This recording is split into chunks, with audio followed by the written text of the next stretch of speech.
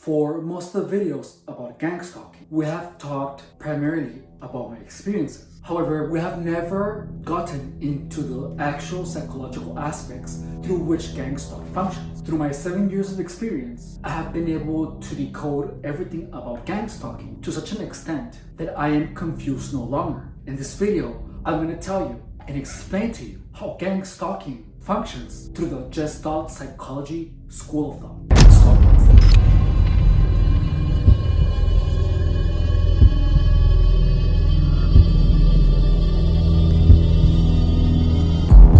First, we have to understand what is Gestalt psychology. Gestalt psychology is based on perception and organization. Our minds perceive things as part of a whole, and we have predisposed ways of organizing information. We are going to start with the principle of similarity. Like you see here in the image, objects that are similar to one another are grouped together. Here you see two groups of people. You do not see people as individuals. That is because of what they're wearing. In Gestalt psychology, only the visual aspect of grouping people together is covered. However, there is also an auditory aspect and an aspect in which if many people continually use, say, or do actions and words, your mind is going to automatically put them in a group. This is how gang stalking functions. If many people are calling you a loser, your mind is going to automatically group those people as the group of stupid people that are harassing you. Your mind is going to automatically organize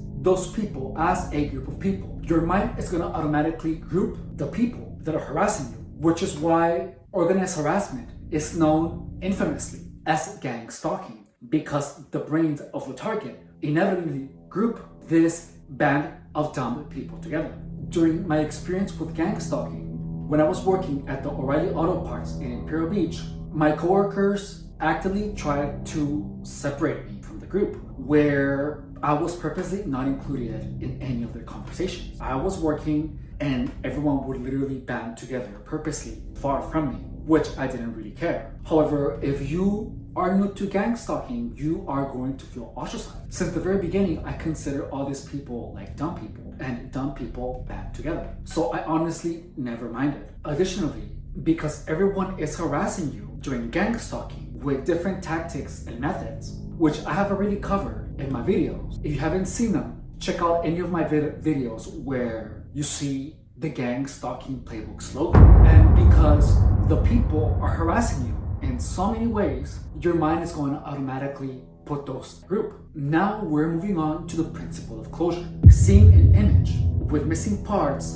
and filling them in to complete the image in your head. This is one of the most fatal aspects of gang stalking if you do not understand Gestalt psychology. And it is not commonly known that your mind and your imagination will literally fill in the gaps for things that you see, for things that you hear, and things that you feel, depending on the previous experience that you have had. For example, during the gang stalking operation, when I was relaxing inside my car, for many years, there were people crouching on a corner and swaying my car for hours on end. And this happened so many times, for so many years, for so long, that whenever I was relaxing inside my car and there was a gust of wind, my imagination automatically filled in the gaps with the images of people actually swaying my car, which led to actual physiological sensation of someone swaying my car. The sensation was so real that for the longest, I assumed that there was someone swaying my vehicle.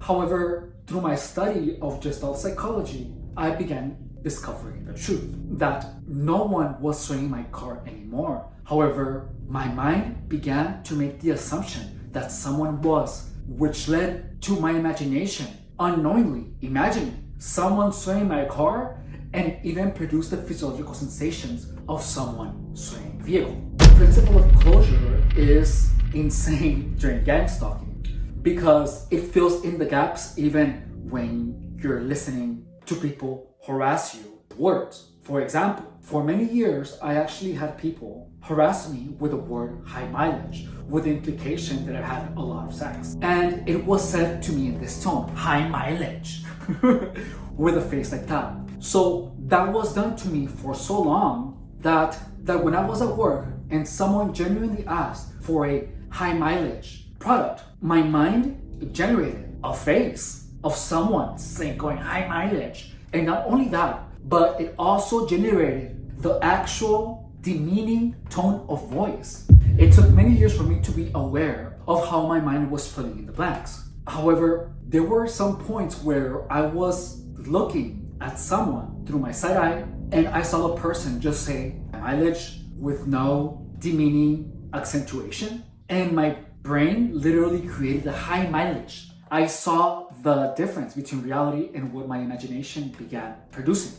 The Gestalt principle of closure is incredibly powerful because there will literally be no difference between reality and between what your imagination is creating. You will not be able to distinguish it unless you are aware of how powerful the principle of closure truly is. The principle of closure also happens visually, where your mind creates hallucinations that perpetuate the gang stalking narrative.